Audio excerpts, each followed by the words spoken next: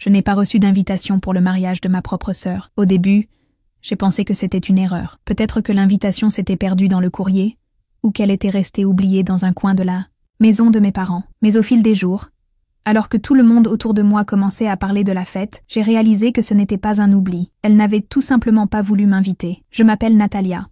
Jamais je n'aurais imaginé vivre une chose pareille. J'ai toujours cru que, quoi qu'il arrive, nous serions liés par ce lien qui existe entre nous depuis la naissance. Nous n'étions pas les meilleurs amis du monde, mais nous avons grandi ensemble.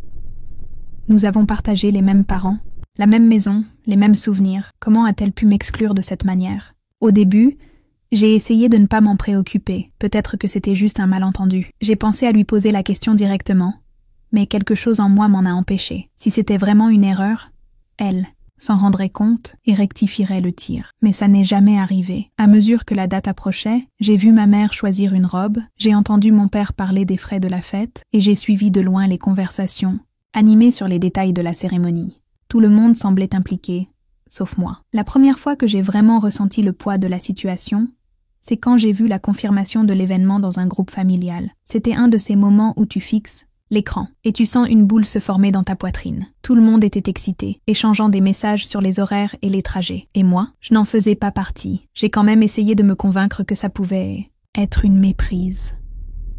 Je suis allée voir ma mère, je me suis assise à côté d'elle, et, en essayant de paraître calme, je lui ai demandé des nouvelles des invitations. Elle a détourné le regard et m'a dit que ma sœur s'en occupait. Je suis restée silencieuse, espérant qu'elle ajoute quelque chose. Mais tout ce que j'ai obtenu, c'est un léger hochement de tête, comme si le sujet était clos. Cette nuit-là, je suis restée allongée, les yeux fixés au plafond, à essayer de comprendre qu'est-ce que j'avais pu faire pour mériter ça. J'ai retourné dans ma tête tous les souvenirs de notre enfance, toutes les fois où on s'est disputé et réconcilié, tous les moments, bons ou mauvais. Je savais que notre relation n'était pas parfaite, mais était-elle si terrible? Que ça, cette pensée ne me quittait pas. Quelque chose en moi me disait que ce n'était pas juste un problème de communication. J'ai commencé à me souvenir de petites choses qui, peut-être, prenaient sens maintenant. Ma sœur a toujours eu une manière étrange de se comporter avec moi. Depuis que nous étions enfants, il semblait y avoir une barrière invisible entre nous.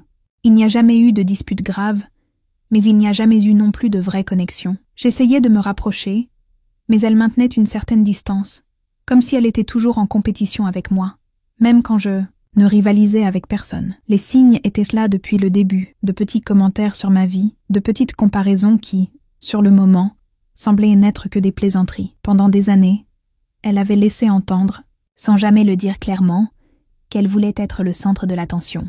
Elle faisait toujours en sorte de montrer qu'elle avait une longueur d'avance, comme si elle avait besoin de prouver quelque chose. Peut-être que j'ai ignoré ces détails trop longtemps. En y réfléchissant bien, je me rends compte que notre relation n'a jamais été aussi naturelle qu'elle aurait dû l'être. J'ai toujours fait des efforts pour maintenir la paix, pour être gentille, pour lui plaire, mais je n'ai jamais senti le même effort de sa part. Maintenant, la vérité était là, sous mes yeux. Elle ne voulait pas de moi à son mariage.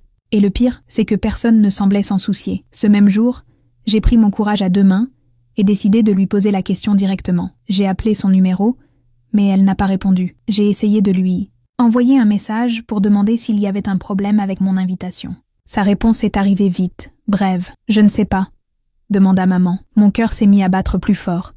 Cette réponse en disait bien plus qu'une longue explication. Elle n'a pas nié, n'a pas montré de surprise, n'a pas essayé de se justifier. Elle a juste renvoyé la balle à quelqu'un d'autre. Je suis restée immobile quelques minutes, le téléphone à la main. Je ne savais pas si je devais rire ou me mettre en colère. Ce qui me dérangeait, ce n'était pas seulement l'exclusion, mais la manière dont elle avait tenu à me faire sentir insignifiante, comme si ma présence au mariage n'avait aucune importance. J'aurais pu laisser couler, j'aurais pu prétendre que ça m'était égal et passer à autre chose. Mais à cet instant, quelque chose en moi a changé. J'avais besoin d'une réponse claire. Le lendemain, je suis allée chez mes parents. Ma mère était assise sur le canapé, occupée à regarder quelque chose sur son téléphone. Mon père regardait la télévision, indifférent à tout. Je me suis assise en face d'elle et j'ai demandé sans détour. Ma sœur m'a exclue du mariage. Elle a soupiré, comme si elle était déjà fatiguée de cette conversation avant même qu'elle ne commence. Elle a pensé que ce serait mieux comme ça, pour éviter des problèmes. Ma gorge s'est nouée. Quel problème? Elle n'a pas répondu tout de suite. Mon père a fait semblant de ne rien entendre. Quand elle a enfin parlé, Elle a dit quelque chose qui a confirmé ce que je soupçonnais déjà. Elle pense qu'elle perd toujours sa place quand tu es là. Je suis restée silencieuse. Enfin, je comprenais. Ma sœur ne m'avait pas invitée parce qu'elle me voyait comme une menace. Ce n'était pas juste une histoire de mariage, c'était à propos de tout ce qu'elle avait toujours ressenti et jamais exprimé. La douleur que j'ai ressentie à ce moment-là était différente de tout ce que j'avais connu. Ce n'était ni de la tristesse, ni de la colère. C'était une certitude douloureuse. Ma propre sœur me voyait comme un obstacle. Et pire encore, mes parents le savaient et l'avaient accepté. Ma tête tournait avec tout ce que je venais d'entendre. Alors c'était ça? Ma sœur me voyait vraiment comme une menace? Cette explication n'avait aucun sens pour moi. Je n'ai jamais été en compétition avec elle pour quoi que ce soit. Je n'ai jamais cherché à attirer l'attention sur moi. J'ai simplement vécu ma vie, fait mes choix et suivi mon chemin. Mais pour elle, c'était un problème. Je ne voulais pas montrer à quel point cela m'affectait. Je me suis levée sans rien dire de plus, et j'ai quitté la maison de mes parents. Sur le chemin du retour, j'ai senti un poids sur ma poitrine. Je m'attendais à tout, sauf à ce que ma famille accepte cela avec une telle désinvolture. C'était comme si mon exclusion n'avait pas d'importance, comme si c'était une broutille que je devais juste accepter. Les jours suivants, j'ai essayé d'agir normalement, mais ça ne quittait pas mon esprit. J'ai commencé à me rappeler des moments qui semblaient insignifiants à l'époque, mais qui prenaient tout leur sens maintenant. De petites situations où ma sœur laissait entendre, sans avoir besoin de le dire ouvertement, qu'elle me considérait comme une adversaire. Les comparaisons avaient toujours été là. Si je réussissais quelque chose, elle devait prouver qu'elle pouvait y arriver aussi. Si j'étais heureuse, on aurait dit que ça la dérangeait. J'ai pensé à renoncer à chercher à comprendre. Peut-être que le mieux était de passer à autre chose et d'ignorer tout ça. Mais alors, j'ai vu quelque chose qui m'a fait changer d'avis. Une publication dans le groupe familial, où ma sœur remerciait tout le monde pour leur soutien et disait qu'elle était très excitée pour le mariage. À la fin du message, elle avait écrit qu'elle était heureuse de partager ce moment avec les personnes qui comptaient vraiment. J'ai relu ces mots encore et encore. Elle savait que je les verrais. Elle savait que je comprendrais le message. Mon exclusion n'était pas juste une décision personnelle. C'était une façon de me montrer que, pour elle, je ne comptais pas. Ça m'a frappé plus fort que je ne l'avais anticipé. Ma patience a atteint ses limites. J'ai pris mon téléphone et je l'ai appelée. Cette fois, elle a répondu. J'ai été directe. Je lui ai demandé si elle avait vraiment décidé de ne pas m'inviter. De l'autre côté de la ligne, elle a soupiré, comme si cette conversation l'épuisait déjà. Elle a dit qu'elle ne voulait pas transformer son mariage en champ de bataille, qu'elle ne voulait pas avoir à gérer certaines énergies le jour le plus important de sa vie. Je suis restée silencieuse quelques secondes. Je n'arrivais pas à croire ce que j'entendais. Je lui ai demandé si elle pensait vraiment que je gâcherais son mariage. Elle a ri, un rire bref et sans joie, et a dit que ce n'était pas ça. C'était juste qu'elle voulait enfin être le centre de l'attention, sans que personne ne soit là pour lui voler ça. À cet instant, j'ai compris. Peu importe ce que je pourrais dire, peu importe à quel point je pourrais essayer de lui montrer que je n'ai jamais été en compétition avec elle. Dans sa tête, ça avait toujours été une lutte. Et maintenant, elle voulait gagner. Ma colère s'est transformée en quelque chose de plus profond, une tristesse silencieuse. Pas parce que je n'étais pas invitée, mais parce que j'ai réalisé que ma sœur ne m'avait jamais vue comme quelqu'un à aimer, juste comme quelqu'un à dépasser. Après cet appel, j'ai essayé d'aller de l'avant. Mais ce n'était pas facile. Tout le monde parlait du mariage. On aurait dit que j'étais la seule personne à ne pas en faire partie. Et le pire, c'est que personne ne trouvait ça étrange. Personne ne questionnait mon absence, comme si tout le monde avait accepté sa décision sans la moindre hésitation. J'ai commencé à remarquer d'autres choses. Mon père évitait le sujet. Ma mère, chaque fois qu'elle parlait du mariage, détournait le regard. C'était comme s'il savait, au fond, que c'était injuste, mais qu'il n'avait pas le courage d'affronter ma sœur. Peut-être que ça avait toujours été comme ça. Elle faisait ce qu'elle voulait, et tout le monde l'acceptait. Je me suis demandé si je n'exagérais pas, si je ne devrais pas simplement laisser tomber. Mais alors, j'ai découvert quelque chose qui a tout changé. Un jour, en déjeunant avec une cousine, elle a mentionné le mariage. Elle a dit qu'elle était excitée, mais qu'elle trouvait bizarre ce que ma sœur avait fait. Je lui ai demandé de quoi elle parlait, et sa réponse m'a prise de court. Elle m'a raconté que ma sœur avait dit à plusieurs personnes que j'avais choisi de ne pas venir au mariage, que j'avais décidé de m'éloigner moi-même. Je suis restée sans voix. Comment pouvait-elle dire une chose pareille? Comment pouvait-elle mentir aussi effrontément? J'ai senti un nœud dans ma gorge. Non seulement elle m'avait exclue, mais elle avait besoin de fabriquer une histoire pour se justifier, pour faire croire que c'était moi qui avais fait ce choix. Je n'ai pas pu me retenir. J'ai pris mon téléphone et appelé ma mère. Je lui ai demandé si elle était au courant. Sa réponse a été un long silence.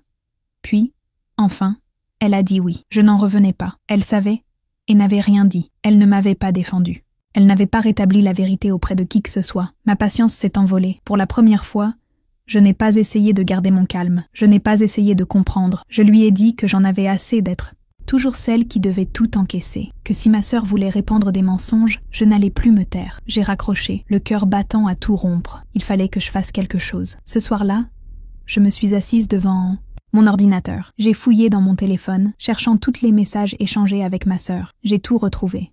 Les conversations où je lui demandais des nouvelles de l'invitation et où elle m'ignorait. Les audios où elle laissait entendre qu'elle ne voulait pas de moi là-bas. J'avais des preuves que tout ce qu'elle disait était faux. Maddie. Première impulsion a été de tout publier, de montrer la vérité à tout le monde. Mais j'ai réfléchi, je ne voulais pas transformer ça en spectacle. Mais je ne voulais pas non plus continuer à être celle qui acceptait tout en silence. Alors j'ai fait quelque chose de différent. J'ai envoyé les messages à quelques membres de la famille.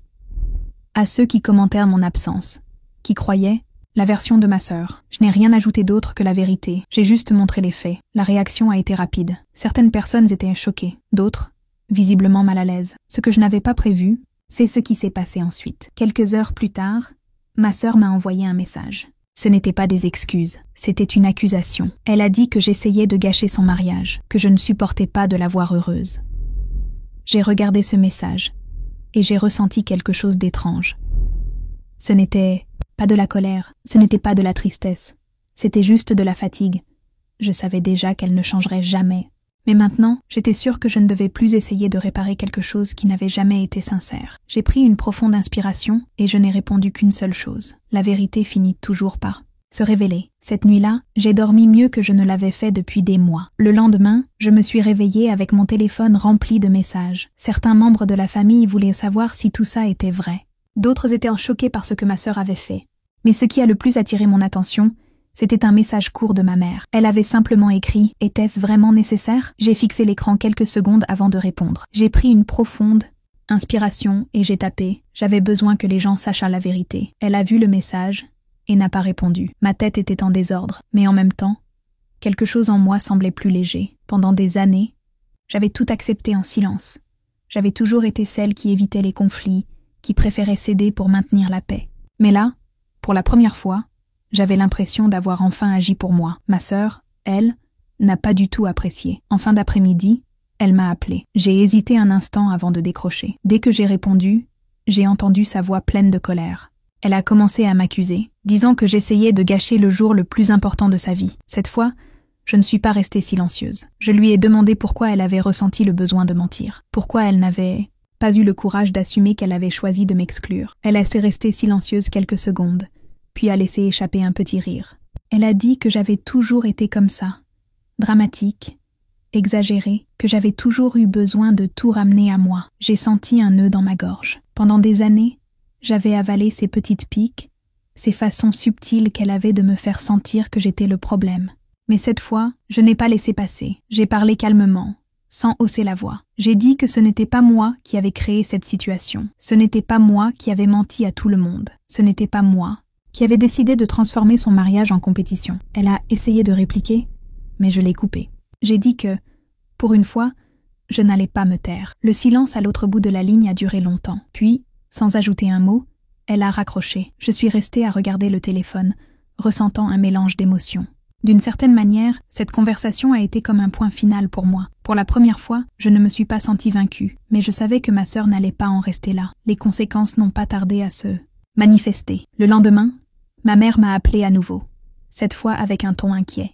Elle m'a dit que ma sœur était furieuse, qu'elle racontait que j'essayais délibérément de ruiner son mariage. Cette fois, je n'ai pas cherché à me justifier. Je lui ai simplement demandé si elle croyait vraiment ça. Elle a soupiré. Elle a dit qu'elle ne savait plus quoi penser. J'ai compris qu'elle était tiraillée. Elle voulait soutenir ma sœur, mais au fond, elle savait que j'avais raison. Ce qui s'est passé ensuite m'a complètement prise par surprise. Dans l'après-midi, j'ai reçu un message d'une cousine qui me disait que certaines personnes annulaient leur présence au mariage. Elles avaient vu les messages que j'avais envoyés et étaient gênées par l'attitude de ma sœur. J'ai regardé ça sans savoir quoi ressentir. Je n'avais jamais voulu que ça aille aussi loin, mais une partie de moi savait qu'elle récoltait ce qu'elle avait semé.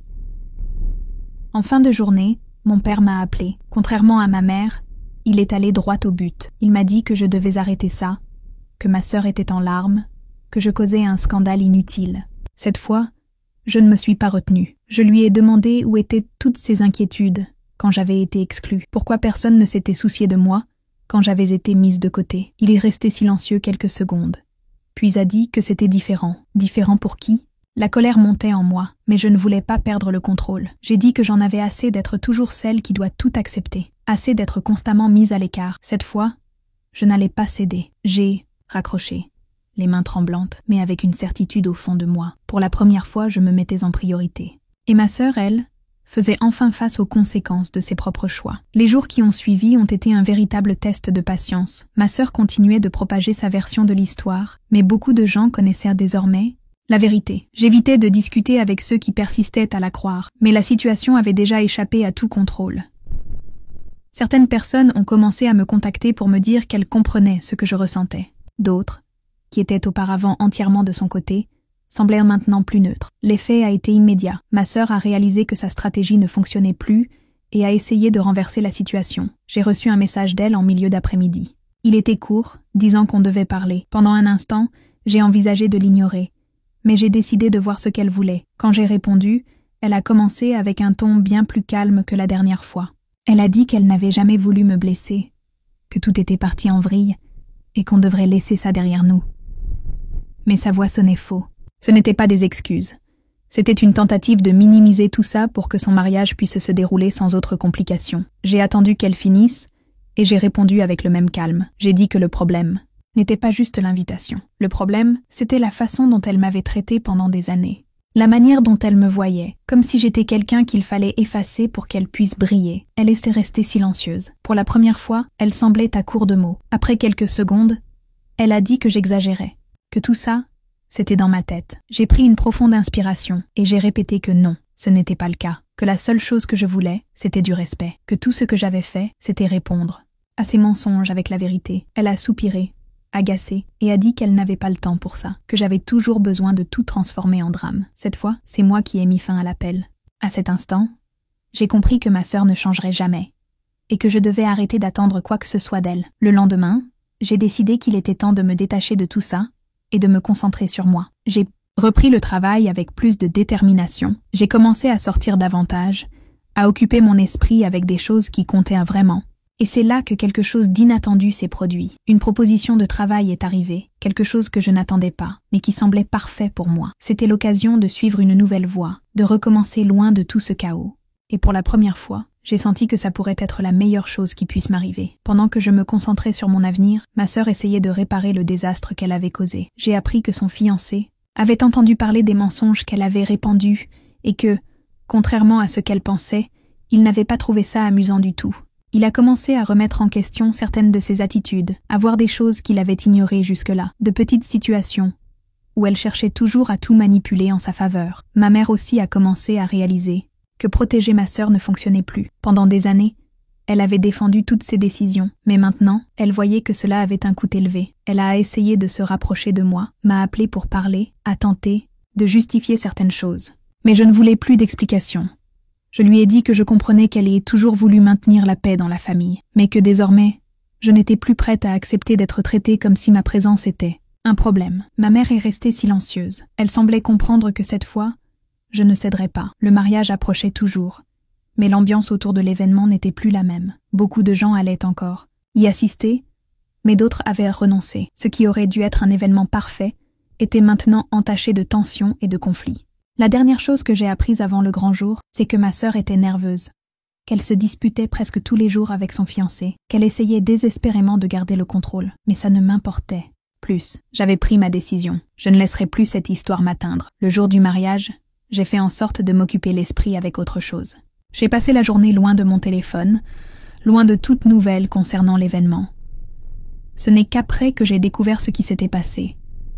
Et ce que j'ai appris, c'est que rien ne s'était déroulé comme elle l'avait prévu. Le mariage de ma sœur a finalement eu lieu, mais pas comme elle l'avait imaginé. J'ai appris plus tard que l'événement, qui devait être grandiose, a été marqué par une tension que personne ne pouvait ignorer. Beaucoup d'invités, initialement enthousiastes à l'idée de la cérémonie, ont commencé à voir ma sœur sous un nouveau jour. L'ambiance n'était pas à la célébration, et cela se ressentait dans chaque détail de la fête. J'ai appris les choses petit à petit. Quelques personnes qui me parlaient encore m'ont raconté des bribes de la cérémonie. Elles m'ont dit que le fiancé était visiblement mal à l'aise, que son expression trahissait que quelque chose n'allait pas, que ma sœur semblait tendue tout le temps, essayant de faire comme si tout allait bien, mais incapable de cacher son malaise. Je n'ai pas ressenti de plaisir en apprenant ça. Ça n'a fait que confirmer ce que j'attendais déjà. On ne peut pas construire quelque chose sur des mensonges sans que ça finisse par s'effondrer un jour. Et c'est exactement ce qui s'est passé. Les premiers problèmes ont surgi juste après le mariage. Son fiancé,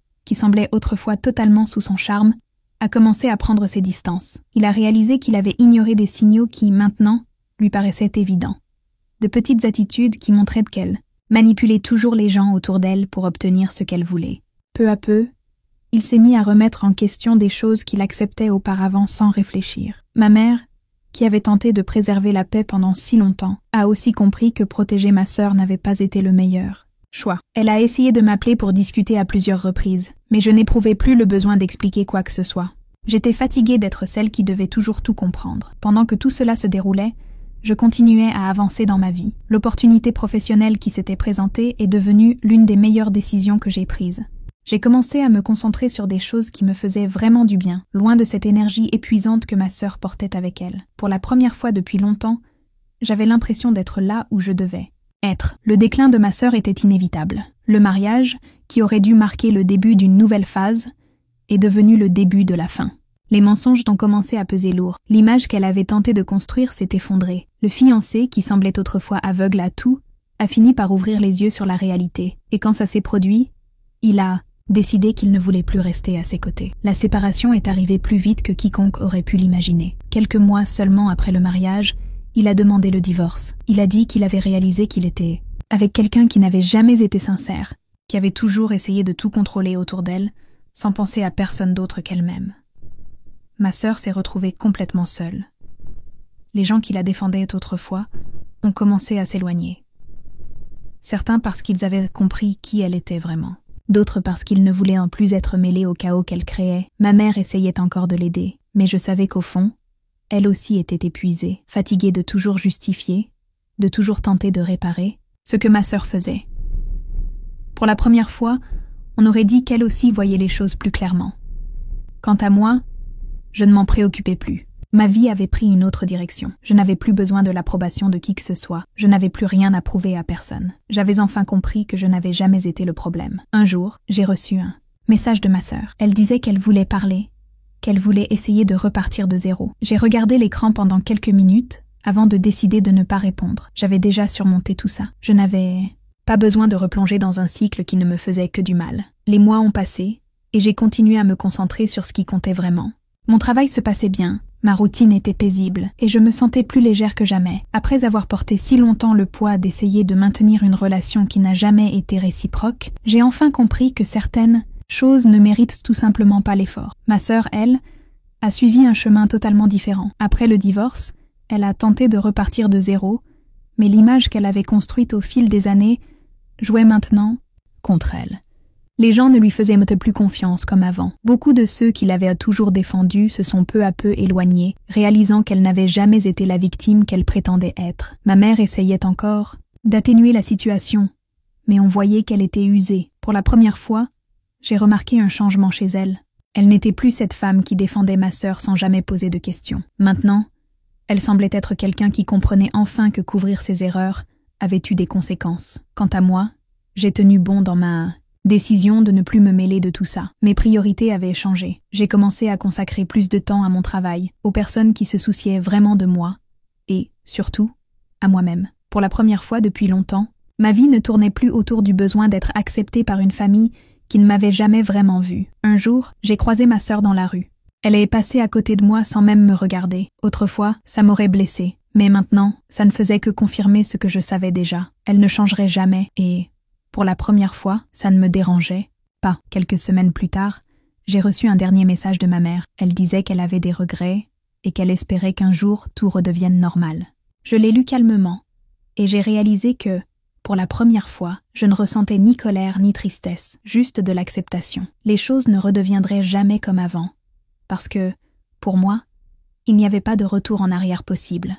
J'avais appris à me mettre en priorité. La vie a continué, et j'ai poursuivi la construction de mon propre chemin. J'ai noué de nouvelles amitiés, renforcé des liens avec des gens qui voulaient vraiment mon bien. J'ai appris à apprécier ceux qui étaient à mes côtés sans arrière-pensée, sans intention cachée. En regardant en arrière, Je me rends compte que cette expérience, aussi douloureuse qu'elle ait été, m'a libérée. Elle m'a enseigné que certaines personnes ne changeront jamais et que tenter de réparer ce qui est brisé depuis des années ne fait qu'épuiser davantage. Si je pouvais remonter le temps, je ne changerais rien. Chaque choix, chaque déception, chaque vérité révélée m'a mené jusqu'ici. Et j'étais enfin là où j'avais toujours dû être. Si vous avez aimé cette histoire, dites-le moi dans les commentaires. Avez-vous déjà vécu quelque chose de similaire? Comment avez-vous géré ça? J'aimerais beaucoup connaître votre avis. N'oubliez pas de vous abonner à la chaîne pour découvrir d'autres histoires comme celle-ci.